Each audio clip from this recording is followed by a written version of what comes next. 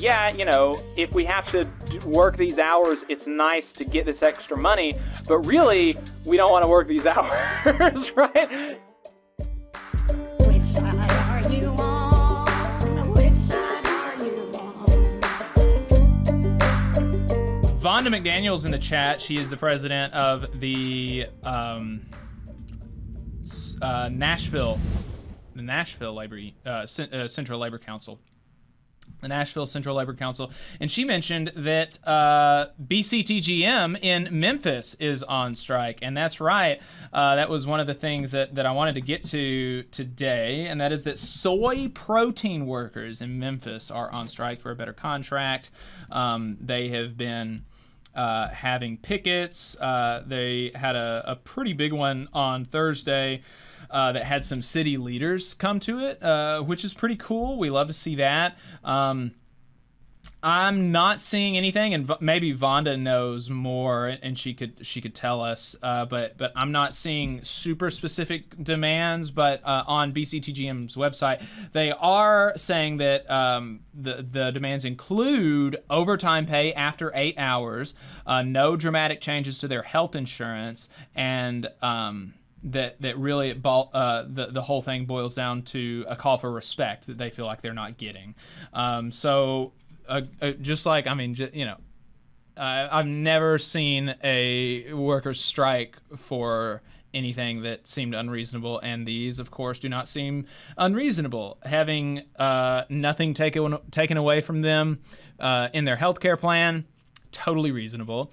And having overtime pay after 8 hours, that's something that a lot of places do, having overtime pay after 8 hours. And I think that's important, for the benefit of the workers, because it's nice to have a little bit more money, but also as a penalty. This is something that they called down in southeast Alabama in Cottonton at the Mart Mill, where they were locked out because they refused to accept a concessionary contract back in October.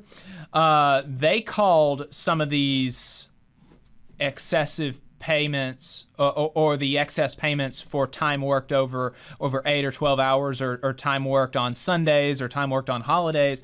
They didn't call it premium pay. They called it penalty pay.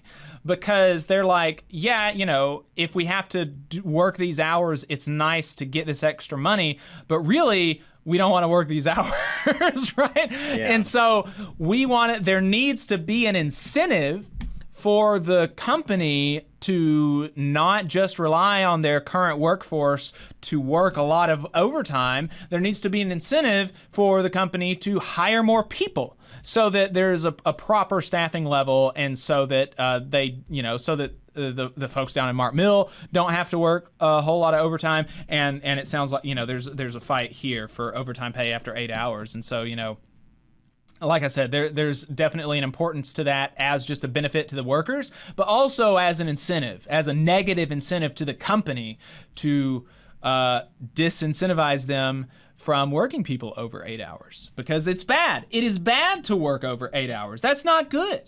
That's not a good thing that people have to work. That people have to work over 8 hours. Nobody should have to work over 8 hours. And so good on them. The BCTGM workers that make soy protein things for international flavors and fragrances. International flavor and fragrances. They said in a statement to ABC 24 in Memphis, "We are disappointed by the union's decision to strike." The company presented a comprehensive compensation and benefits package, which included wage increases over the next 3 years and many new medical and paid time off benefits. Wowee. So, yeah, good stuff. Good stuff from those workers, wishing them all the best. And if the strike goes on for very long, maybe we have a road trip to Memphis. Right, maybe. You just saw a clip from the Valley Labor Report. We are live every Saturday morning from 9:30 a.m. till 12:30 p.m.